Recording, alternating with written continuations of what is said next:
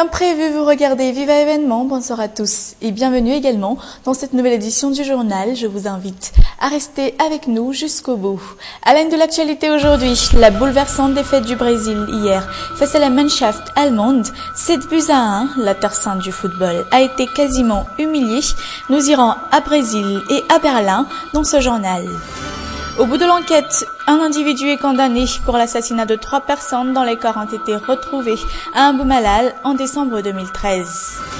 En politique, le retour au pays de Ravalomanana n'est pas primordial, réitère indirectement la communauté internationale à la réunion du GISM aujourd'hui. Et enfin, sur la scène internationale, les pertes humaines trop nombreuses au Proche-Orient. Hier encore, une centaine de personnes périssent dans les bombardements de la bande de Gaza par Israël.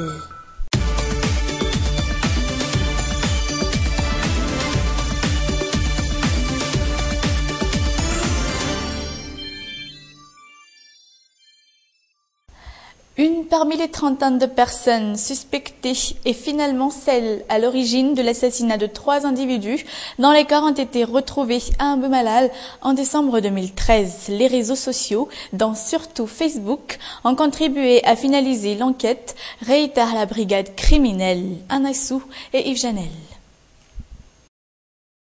Coups et blessures volontaires, les 3 individus dont les corps ont été retrouvés à Imbomalal ont enduré tout ça avant de mourir. Jusqu'ici, une personne à elle seule est à l'origine de ces assassinats. L'enquête s'est surtout servie des messages échangés sur les réseaux sociaux.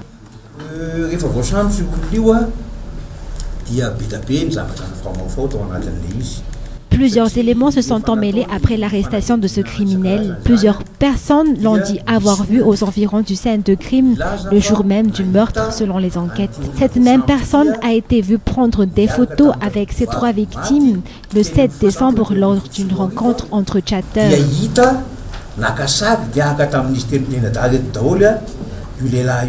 Des conflits personnels seraient apparemment à l'origine de ces meurtres, car le présumé meurtrier était un ami commun aux 3 victimes dans Facebook. Il habite également Imbomalal. Aucun doute, il en est l'entier responsable, d'autant plus qu'il était en possession des habits et du téléphone d'un des victimes.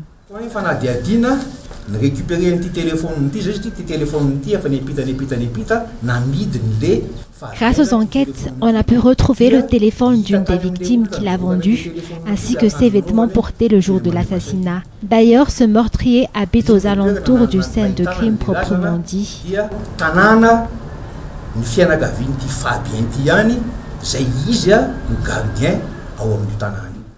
Cette affaire fait état d'une trentaine de personnes enquêtées.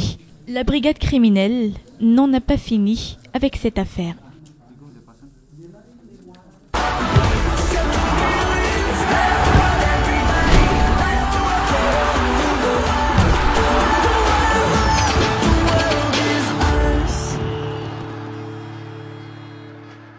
Et oui, au centre de toutes les discussions depuis ce matin, l'humiliation de la Seleção hier face à la Mannschaft.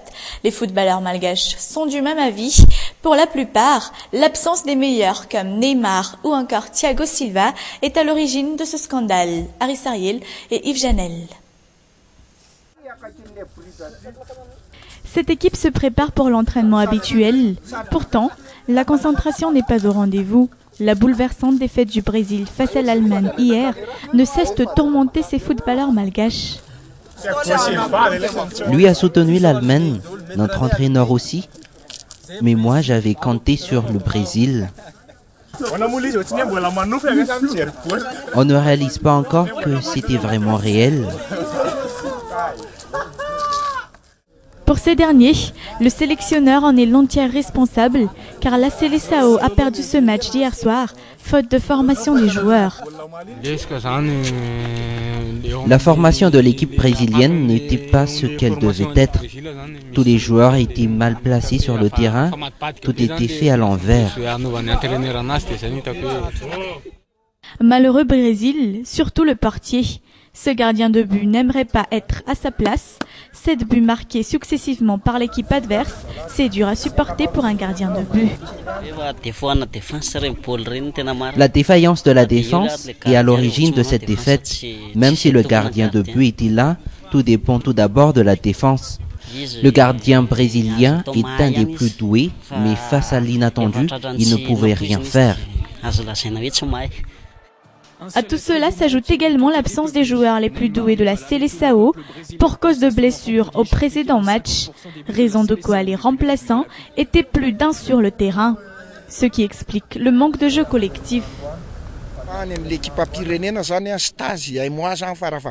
Les grands matchs comme ceux d'hier nécessitent au moins un mois de stage. Les entraînements doivent être plus rigoureux, mais même bien entraînés, les remplaçants ne sont pas suffisamment expérimentés car ils ne participent pas très souvent aux grands matchs. Tenez, hier par exemple, 2 joueurs titulaires manquaient à l'appel, ce qui a découragé l'équipe tout entière. Avec Neymar devant et Thiago Silva derrière, tout aurait été différent. Outre cette défaite, le Brésil a été surtout humilié hier. Une humiliation qui ternit la réputation du Brésil, telle que la terre sainte du football.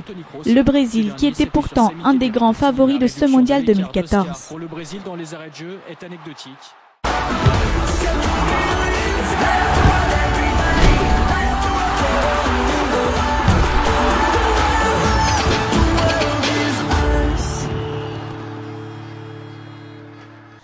Fin de ce chapitre sur le mondial 2014. Mais le groupe international de soutien à Madagascar a tenu une réunion à l'hôtel Ibis à Kourndjan ce jour. La contribution de la communauté internationale au développement du pays et l'application de la feuille de route ainsi que la réconciliation nationale étaient au centre des discussions.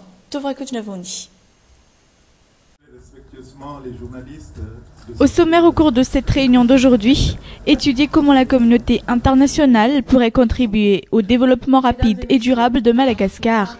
Pourtant, les bruits courent qu'elle était surtout axée sur les points politiques, dont, entre autres, le retour intermalgache de Marc Ravalomanana. Ravalomanana ne pourra pas prendre un avion aujourd'hui et atterrir à l'aéroport demain.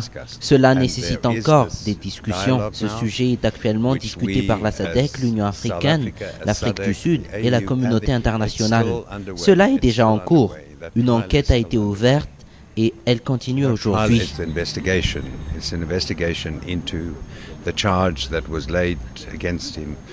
En général, la communauté internationale est du même avis, d'autant plus que le retour au pays de cet exilé d'Afrique du Sud nécessite encore un lent processus, comme le cas de tous les exilés politiques d'ailleurs. Bien sûr, le retour des exilés politiques, et bien sûr, il y a des conditions qu'il faudra bien sûr remplir, parce que la feuille de route dit bien aussi que ces conditions à remplir n'empêchent pas le retour des exilés politiques.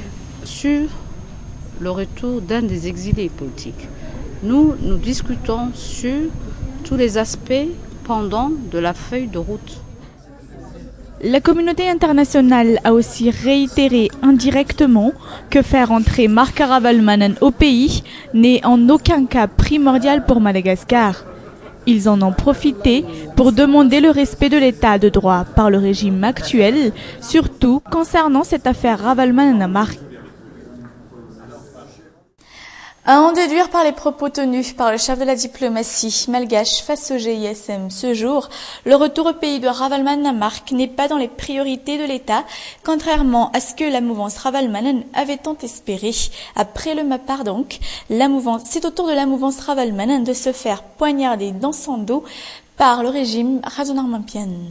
Voilà en ce qui concerne les actualités politiques. Mais souvenez-vous, nous avons parlé hier de cet incendie de Tsaramassai. Aux dernières nouvelles, l'une des 3 filles calcinées et hospitalisées à la JRA est malheureusement décédée hier soir. Elle n'avait que 8 ans. En ce qui concerne ces 2 aînées, elles sont encore dans un état extrêmement critique, mais les médecins de la JRA font de leur mieux. Mamboka Fichanienne et Yves Janel. Ici, à l'hôpital Agiera, l'état de santé de ces 2 jeunes filles est suivi minutieusement auprès de ce service de soins intensifs. Elles sont entre de bonnes mains depuis hier.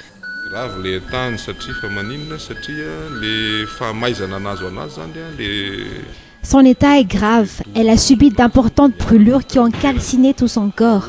Plus de 80 à 90% de son corps ont subi des brûlures, selon nos estimations. Alors qu'un cas de brûlure est qualifié de grave à partir du moment où elle couvre plus de 30% du corps. La mort semble ne pas vouloir s'éloigner de cette petite famille. Pas plus tard qu'hier, la Benjamine, âgée à peine de 8 ans, a perdu la vie à cause de la gravité de ses brûlures. Lasse de pleurer, la mère de famille n'arrive pas encore à réaliser tout le malheur qui tombe soudainement sur sa famille. Elle garde encore espoir toutefois quant à la rapide guérison de ses 2 filles. On a surtout besoin d'aide pour la reconstruction de notre maison. Après avoir reçu les soins dans cet hôpital, on compte revenir chez nous et qu'est-ce qu'on ferait? Après tout ce malheur, ce matin, une lueur d'espoir semble se présenter à cette famille sinistrée. Le député élu au sein du 3e arrondissement de la capitale avait apporté son réconfort à cette petite famille.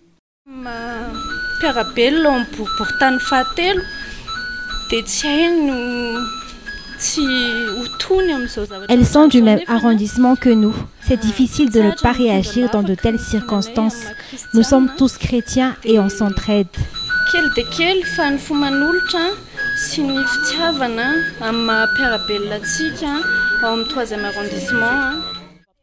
Il s'agit du 3e incendie que cet arrondissement a enregistré en l'espace de quelques semaines, une situation qui devrait inciter les responsables à revoir et à prendre les mesures concernant les constructions en bois. Fin de cette édition. Merci à tous de votre attention. Merci également de l'avoir suivi jusqu'à son terme. Prochain rendez-vous demain à la même heure. En attendant, restez sur Viva. Vous ne serez pas déçus. Au revoir.